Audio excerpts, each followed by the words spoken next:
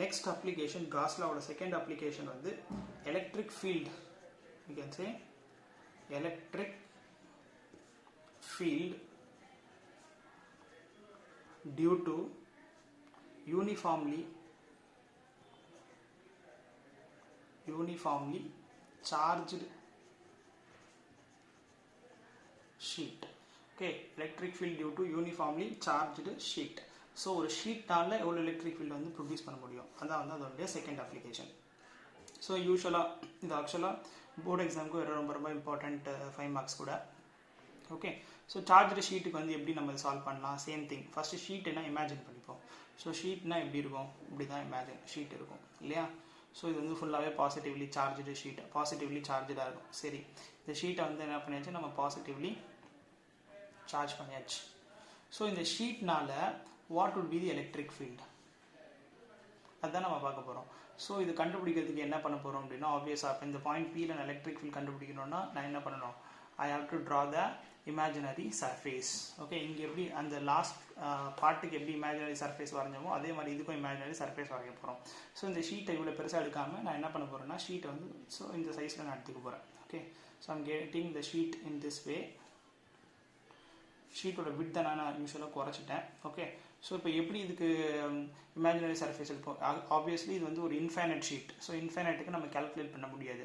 எப்போவுமே இன்ஃபைனைட்லாம் இருந்துச்சு அப்படின்னா ஒரு ஸ்மால் எலிமெண்ட் எடுத்துக்கணும். எலிமெண்ட்னா ஒரு சின்ன பார்ட் அதில் எடுத்துகிட்டு அது கண்டுபிடிச்சி இன்டெகிரேட் பண்ணாலே நம்மளுக்கு ஹோல் பார்ட் கிடச்சிரும். அதுதான் நம்ம இங்கே பண்ண போகிறோம். ஸோ இதில் எப்படி எடுப்போம் எலிமெண்ட் அப்படின்னா, ஒரு சர்க்குலர் ஷேப்பில் எடுப்போம். ஸோ சர்க்குலர் ஷேப் அப்படி எக்ஸ்டெண்ட் பண்ணால் will get a shape like திஸ்னும் அதே தான்.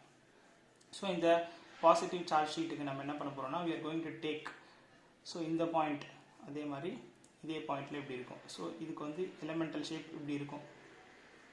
So I am going to take an elemental shape like this, அதே மாதிரி elemental shape like this. Okay, so இப்போ நல்லா பார்த்தோன்னா எலிமெண்டல் ஷேப் இப்படி தான் இருக்கும். ஏன்னா கிராஸ் செக்ஷனல் இப்படி எடுத்துருக்கோம். இது இன்டெகிரேட் பண்ணால் நம்மளுக்கு டோட்டல் ரிசல்ட் கிடச்சிரும். ஸோ இங்கேயும் 2 சைடும் இருக்குது. ஓகே, ஸோ அதே மாதிரி இங்கேயும் வந்து நம்ம எடுத்துக்கலாம். ஃபஸ்ட்டு வந்து 3 லேயர் எடுத்துக்கலாம். சரி, ஃபஸ்ட்டு வந்து இது 1, இது 2, இது 3, இது 4 அப்படின்னு நம்ம எடுத்துக்கலாம். ஸோ 4 லேயர் எடுத்தாச்சு. இதுக்கு நம்ம என்ன பண்ண போகிறோம்னா, காஸ் லா அப்ளை பண்ண போகிறோம். ஓகே, அதுக்கு முன்னாடி ஏரியா, ஸ்மால் ஏரியா சூஸ் பண்ணோம் இல்லையா, அதுக்கு சூஸ் பண்ணிப்போம். முதல் வந்து இதுக்கு வந்து ஸ்மால் ஏரியா இப்படி வரும், இதுக்கு ஸ்மால் ஏரியா இப்படி வரும், இதுக்கு ஸ்மால் ஏரியா இப்படி வரும், இதுக்கு ஸ்மால் ஏரியா எங்கே வேணால் நம்ம எடுக்கலாம். ஓகே, இதுக்கு வந்து இப்படி வரும். ஸோ ஃபஸ்ட் இப்போ இது எல்லாத்துக்கும் நார்மல் வெக்டார் வரைவோம். ஸோ இங்கே வந்து எலக்ட்ரிக் ஃபீல்டு இப்படி ஆக்ட் ஆகும். ஓகே, இது வந்து D S vector. So electric field லைன்ஸும் இப்படி தான் ஆக்ட் ஆகும், இ வெக்டார். இதுக்கு எடுக்கும்போது டிஎஸ் வெக்டார் இப்படி ஆக்ட் ஆகும், எலக்ட்ரிக் ஃபீல்ட் லைன் இப்படி ஆக்ட் ஆகும். ஸோ இது ரெண்டுக்கும் உள்ள ஆங்கிள் வந்து 90 டிகிரி. அதே மாதிரி இதுக்கு எடுத்தாலும் டிஎஸ் வெக்டார் இப்படி ஆக்ட் ஆகும், எலக்ட்ரிக் ஃபீல்ட் லைன் இப்படி ஆக்ட் ஆகும். ஸோ இதுவும் 90 டிகிரி. கரெக்ட். அதே மாதிரி இந்த எலிமெண்ட்டுக்கு எடுத்தாலும் டிஎஸ் வெக்டார் இப்படி ஆக்ட் ஆகும், எலக்ட்ரிக் ஃபீல்ட் லைன்ஸ் இப்படி ஆக்ட் ஆகும். ஸோ இது ரெண்டுத்துக்கு ஆங்கிள் 0. ஸோ இது எல்லாத்துக்கும் நம்ம என்ன பண்ணலாம், அப்ளை காஸ் லா. ஸோ இதுக்கு காஸ் லா அப்ளை பண்ணணும்னா எப்படி அப்ளை பண்ணுவோம், காஸ் லாவோட ஃபார்முலா என்ன, flux would be equal to total flux coming out from the closed surface area would be equal to sum of charge enclosed divided by epsilon naught times. So இதான் வந்து cos லாவோட formula. Right. So இப்போ இதில் எத்தனை சர்ஃபேஸுக்கு வந்து 0, இந்த பாயிண்ட்டும் இந்த பாயிண்ட்டும் வந்து ஃப்ளக்ஸ் வந்து 0, ஏன்னா 90 டிகிரியில் இருக்குது. ஸோ அப்போ இந்த பாயிண்ட்டையும் இந்த பாயிண்ட்டையும் மட்டும்தான் நம்ம என்ன பண்ணணும், ஆட் பண்ணணும். ஸோ டோட்டல் ஃப்ளக்ஸ் ஆட் பண்ணும்போது that would be integral of E dot ds, because 0 degree cos 0 become 1. So நான் டேரெக்டாக எழுதிட்டேன். E dot ds would be equal to Q enclosed. So Q enclosedன்றது எப்படி லாஸ்ட்டில் எப்படி Q கண்டுபிடிச்சோமோ அதே மாதிரி இதுக்கும் நம்ம Q கண்டுபிடிக்கணும். ஸோ Qவோட வேல்யூ என்ன அப்படின்றதுக்கு பதிலாக, ஸோ Qவை கண்டுபிடிக்கிறதுக்கு இதுக்கு நம்ம என்ன பண்ண போகிறோம், அதே சார்ஜ் டென்சிட்டி கான்செப்ட் யூஸ் பண்ண போகிறோம். So charge density, so charge density இங்கே வந்து என்ன பண்ணோம், லாம்டா பை QL. இது வந்து லீனியர் சார்ஜ் டென்சிட்டி, ஏன்னா அது வந்து ஒரு ஒயர், அது ஒரு ஒயர். ஓகே, இது வந்து ஒரு ஷீட்டுனா 2D, ஒயர்னா 1D. ஸோ 2Dனா என்ன வரணும், ஏரியா வரணும். ஸோ அதே தான். ஸோ இங்கே லேம்டான்னு போட்டோம் இல்லையா, அதுக்கு பதிலாக இங்கே சிக்மான்னு போடுறோம். சார்ஜஸ் அதே தான், பட் லென்த்துக்கு பதிலாக இங்கே ஏரியா. ஸோ அப்போ Q would be equal to sigma into area அப்படின்னு நம்ம எழுதிக்கலாம். Okay, so that would be sigma into area அப்படின்னு எழுதிக்கலாம். அப்போ Qக்கு பதிலாக என்ன சப்ஸ்டியூட் பண்ணலாம், sigma into area by enclosed. Okay, so ஏரியாவை நான் எஸ்ன்னு கூட எழுதிக்கலாம். So sigma into cross sectional area would be S. So இப்போ எல்லாத்தையும் இ எல்லாம் காமன், ஸோ இயை வெளியே எடுத்துடலாம், இல்லை இயை வெளியே எடுத்துடலாம், டிஎஸ் இன்டகிரேட் பண்ணால் எஸ்ஸாக மாறிடும். ஸோ ரெண்டுத்தையும் ஆட் பண்ணும்போது 2 times of E into S would be equal to sigma into S by epsilon naught. S வந்து கேன்சல் ஆயிரும். So E would be equal to sigma by 2 times of epsilon naught. So இதுதான் வந்து electric field due to a uniformly charged sheet. So that's all. It's very simple and also very important question. So concept is very much, you have to understand the concept very much. அப்பதான் வந்து next எல்லாம் போக முடியும். Okay, so sigma equal to sigma by 2 epsilon naught. So ரொம்ப ரொம்ப important topic. இதை வச்சு நம்ம என்ன பண்ண போறோம் அப்படின்னா, we'll go for the next topic, that is okay. So next application வந்து electric field due to sphere. Okay, so Gauss law ஓட third application வந்து electric field due to sphere. Okay, ஒரு ஸ்பியர்னால எவ்வளோ எலக்ட்ரிக் ஃபீல்டு வந்து produce ஆகும் அப்படின்றது தான் next application. So various points வச்சு நம்ம என்ன பண்ணலாம், கன்சிடர் பண்ணிக்கலாம். ஸோ ஃபர்ஸ்ட் என்ன பண்ண போகிறோம் அப்படின்னா, say there is a sphere. So say there is a sphere. Okay, so இந்த ஸ்பியர் வந்து சார்ஜ் ஆயிருக்கு. ஸோ இந்த ஸ்பியர் வந்து it is a charged sphere. Okay, so charged sphere, இந்த ஸ்பியரோட ரேடியஸ் வந்து ஆர். ஸோ இப்போ என்ன பண்ணணும் அப்படின்னா, இந்த ஸ்பியர்னால எலக்ட்ரிக் ஃபீல்டு எவ்வளோ வருது அப்படின்றத கால்குலேட் பண்ணணும். ஸோ அதுக்கு என்ன பண்ண போகிறோம்னா, I want to find what is electric field at point P. இந்த பாயிண்ட் பியில் எவ்வளோ எலக்ட்ரிக் ஃபீல்டு இருக்குன்னு கண்டுபிடிக்கணும். ஸோ நம்ம என்ன பண்ணுவோம், காஷியன் சர்ஃபேஸ் வரையணும். ஏன்னா cos law is only applicable for the enclosed surface இல்லையா. ஸோ அப்போ இதை சுற்றி நம்ம என்ன பண்ணணும்னா, we have to draw a Gaussian surface. So இதை சுற்றி நம்ம என்ன பண்ணியாச்சு, Gaussian surface வந்து வரைஞ்சாச்சு. ஸோ இந்த பாயிண்ட் பிக்கு from the centre of the ஸ்பியர்லேருந்து இந்த டிஸ்டன்ஸை நான் என்ன பண்ணிட்டேன் அப்படின்னா எக்ஸ் அப்படின்னு எடுத்துட்டேன். ஓகே, ஸோ இதை கண்டுபிடிக்கிறதுக்கு என்ன பண்ணணும், சேம் திங் ஆஸ் யூஷுவல், ஒரு ஸ்மால் ஏரியா கன்சிடர் பண்ணணும். ஸோ அதுலேருந்து எலக்ட்ரிக் ஃபீல்டு வெளியில் வரும் இப்படி, அதுக்கு வந்து நார்மல் வெக்டாரும் டிஎஸ் வெக்டாரும் இப்படி இருக்கும். Okay, so what would be the electric field at point P? So apply Gauss law. So apply Gauss law. So Gauss law states that phi would be equal to total flux coming out from the enclosed surface. Total flux coming out from the enclosed surface would be equal to Q by epsilon naught. So இதில் charge வந்து டோட்டலாக Q. இது வந்து ஒரு ஸ்பியர்ன்றதுனால எல்லா ஏரியாவும் சேமாக தான் இருக்கும் இல்லையா. ஸோ அப்போ என்ன பண்ணலாம், total electric field would be equal to E dot S. ds integrate பண்ணால் டோட்டல் சர்ஃபேஸ் ஏரியா கிடச்சிரும். would be equal to, இது யூனிஃபார்ம் ஸ்பியர் அப்படின்றதுனால no need of charge density. ஏன்னா ஓவரால் சார்ஜ் வந்து சேமாக தான் இருக்கும். அதுவும் இது வந்து ஃபைனைட் ஒன். ஸோ அதனால் Q by epsilon naught. அப்போ electric field at that point வந்து என்ன வரும், so that would be Q by epsilon naught into the surface area. What is the surface area?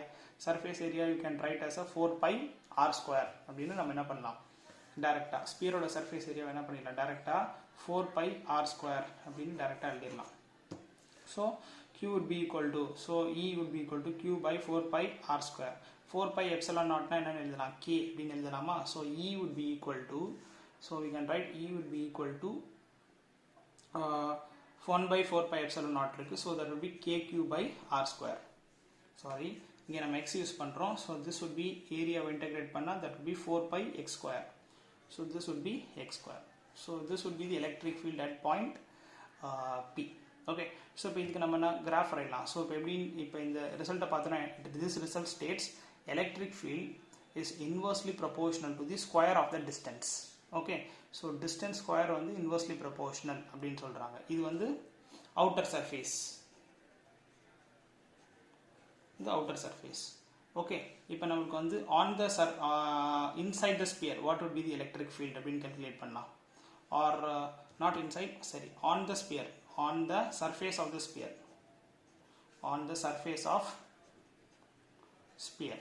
So what would be the electric field on the surface of the sphere? So அதே தான், but instead of x we have to apply r. So அதே தான் வரும், என்ன வரும், E would be equal to Q by 4 pi epsilon naught r square அப்படின்னு வரும். So that would be KQ by r square. This is on the surface. Okay, next what would be the electric field inside? Okay, so inside the sphere, inside the sphere. So inside the sphere என்ன electric field இருக்கும்? So inside the sphere there is no electric field. Why? ஏன்னா electric field வந்து radially அவுட்வர்ட்ஸில் தான் act ஆகும் இல்லையா? இப்படி தான் ஆக்ட் ஆகும். ஸோ அப்போது ரேடியலி அவுட்வர்ட்ஸ் அப்படின்னா உள்ளே என்ன இருக்காது? எந்த எலக்ட்ரிக் ஃபீல்ட் லைன்ஸுமே இருக்காது.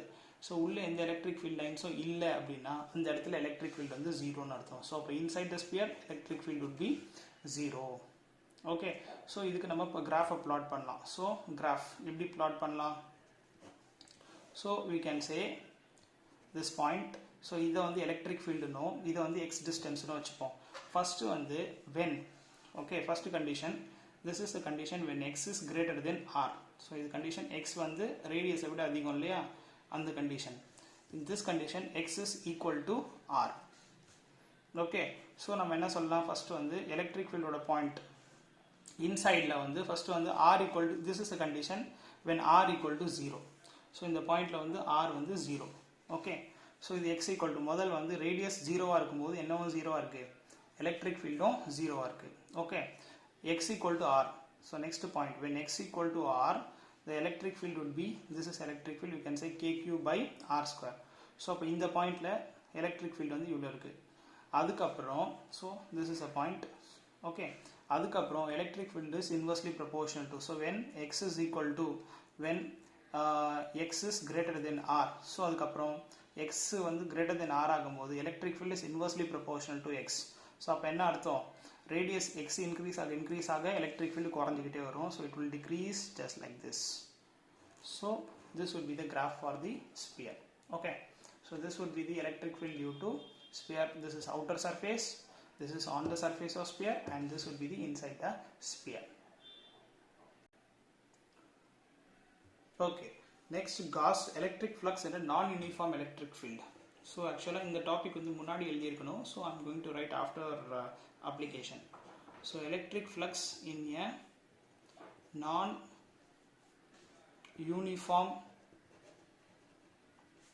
electric field.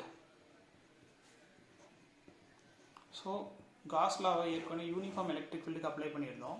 ஸோ நான் யூனிஃபார்ம் எலக்ட்ரிக் ஃபீல்டு அப்படின்னா Gauss law எப்படி apply ஆகும்னா same thing only. Say there is a shape of area like this. Okay, so and the electric field lines are non-uniform like this. Okay, so like this. So இது வந்து electric field lines. So இந்த ஏரியால இருந்து pass ஆகும்போது that become flux. So அப்போ இதனுடைய total electric flux calculate பண்ணுறதுக்கு நம்ம என்ன பண்ணணும் அப்படின்னா, we have to consider a small area. Say I'm going to consider a small area, that would be ds vector. And okay, so this would be a ds vector. So this would be a ds vector and this would be a electric field line. So if இதை எப்படி calculate பண்ணலாம்? Obviously, so flux கண்டுபிடிக்கும் போது flux around this area, இந்த small ஏரியாவில் எவ்வளோ flux இருக்கும் அப்படின்றதை calculate பண்ணுறதுக்கு d phi would be equal to integral, d phi would be equal to closed loop E dot ds. Okay, otherwise we can say இது வந்து சின்ன லூப் அப்படின்றத எடுக்கிறதுனால we can say d phi would be equal to E dot ds. Okay, so இதை integrate பண்ணணும். இப்போ இந்த d phi integrate பண்ணால் எனக்கு என்ன கிடைக்கும்? So phi would be equal to integral of d phi would be equal to integral of E dot ds. Okay, so இந்த small flux எனக்கு நான் integrate பண்ணனா எனக்கு என்ன கிடைச்சிரும்? Total flux வந்து கிடைச்சிரும். So obviously that flux would be equal to E dot ds cos theta. So this would be the flux in a non-uniform electric field. ஒன்றும் இல்லை, ஒரு நான் யூனிஃபார்ம் எலக்ட்ரிக் ஃபீல்டாக இருந்துச்சுன்னா ஒரு சின்ன ஏரியா எடுத்து, ஓகே, ஒரு சின்ன ஏரியா எடுத்து அந்த சின்ன ஏரியாவை இன்டகிரேட் பண்ணோம், ஆர் சாரி சின்ன ஏரியா எடுத்து அந்த சின்ன ஏரியாவில் எவ்வளோ ஃப்ளக்ஸ் வரும், ஃப்ளக்ஸ் இன்டியூஸ் ஆகும்னு கால்குலேட் பண்ணி அந்த ஃப்ளக்ஸை இன்டகிரேட் பண்ணோன்னா நம்மளுக்கு ஓவரால் ஃப்ளக்ஸ் வந்து கிடச்சிடும். Okay, thank you.